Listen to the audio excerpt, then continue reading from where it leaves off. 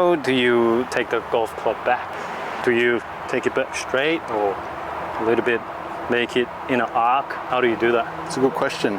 Usually I'll lay this out again to give a student a concept of what does the shape of the swing look like on the ground.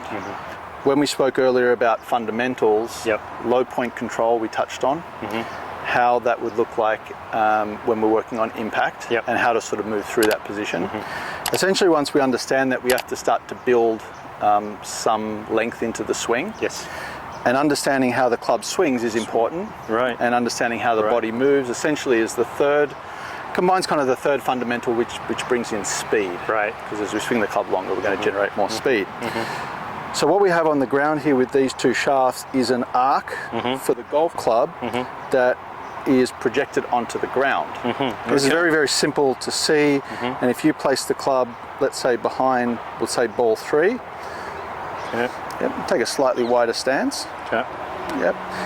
If you just drag the club back along the shaft, and then we'll just go up to just about to the tip of the shaft here. So drag it back along, good, just to there, and then come back along this side, good, to about there.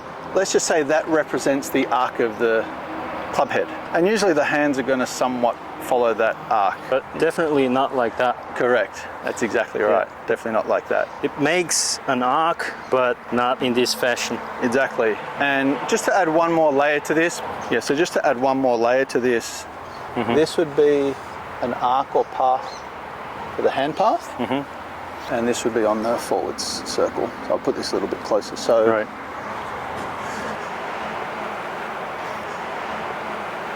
So we have these two shafts projected onto the ground that would represent the hand path. And they would obviously have these two shafts that would represent the club path. And you mentioned before that this part is kind of straight over the grip here. So if I took this handle and pushed it away from you too much, it's going to separate from that shaft. Conversely, if I pull the hands in too close, that's going to have an effect. And with students, we see all sorts of situations like they could move the hand path good and they roll the club inside. They could move the hand path good and set it this way. We see a lot of different variations of that. Sometimes we see out and in. All these sorts of movements. Ultimately what we're looking for, and this is largely controlled by, let's say, the upper part of the body, as I sort of move the shoulders down some amount and around, the hand path and club path will tend to follow this and this. So we saw the inner circle, the outer circle. Going forward, we're also sort of matching that up on this side. On the takeaway, this part here travels along the golf club. Correct. Until it probably gets about, let's say, and then from there it's going to start to raise up. Wow. So what elevates the club beyond the takeaway? So there's really three, or you can say four key things. We have the up and down movement of the club. We have the folding of the right arm. Both those elevate. So if I just simply stood in front of you and I cocked the club up, so we had some radial deviation, not much, and then I folded my right arm, that moves the club from here to here, quite a distance. Now if I just did that, that's actually as far as the club would go. Generally I'm not going to fold more than 90 degrees, and I'm not going to allow my wrist to load more than 90 degrees. So if I stood here and I just did that, but that's not a backswing yet. No, not yet. So what brings the club further? Turn is rotation, but not this way, because that didn't bring it up. So there is some downward trajectory to the shoulder as we're turning, and again, if I don't extend, I can't get the arms up high enough. So again, the downward movement, some downward movement, and as I turn and extend, the arms will go above my shoulder. Extension does a lot of work. It does, it helps. It does. Otherwise, we would tend to see a lot of golfers with, and I do get this occasionally, where I'll see really good arm structure, but their swings just go this far. So they have really short swings and they can't really hit it so far. And I was actually with a pro just last week who had nice rotation. In my opinion, he had very good structure to his arms and wrists, just like I would like to see with most of my students, where he had it, the club nicely set. But he literally went back this far.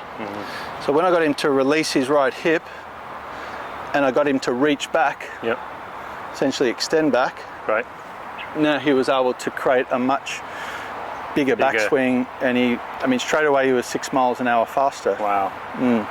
So yeah, what raises the club up is a combination of folding, cocking, and then moving the body down. Down is up in that sense. Yes, down, up.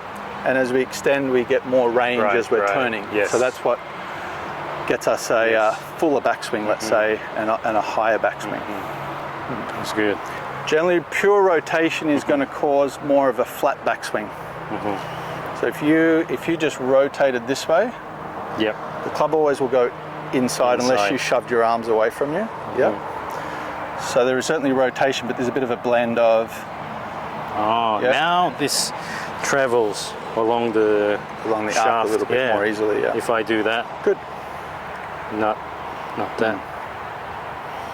Wow.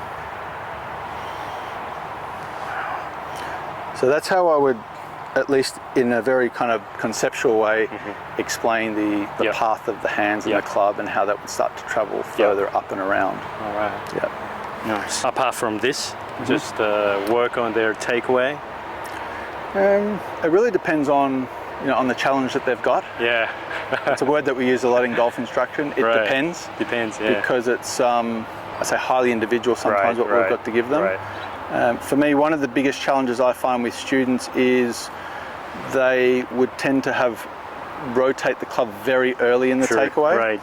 Open the face, and they're hitting shanks or a lot of like suboptimal shots as far as like contact's concerned. So I tend to encourage, in that case, feels where they may even start with the handle back. To get this type of idea. Drag a little bit. A little bit of drag.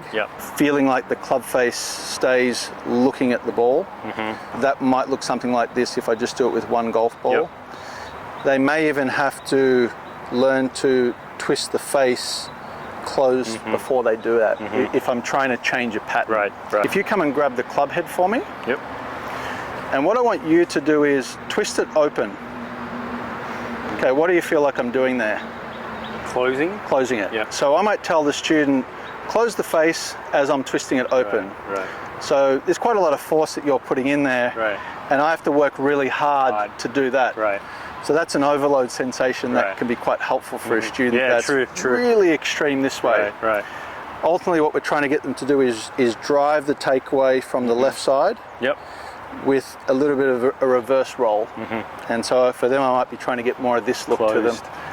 Facing the ball for that extreme movement, where they might have something that looks like that.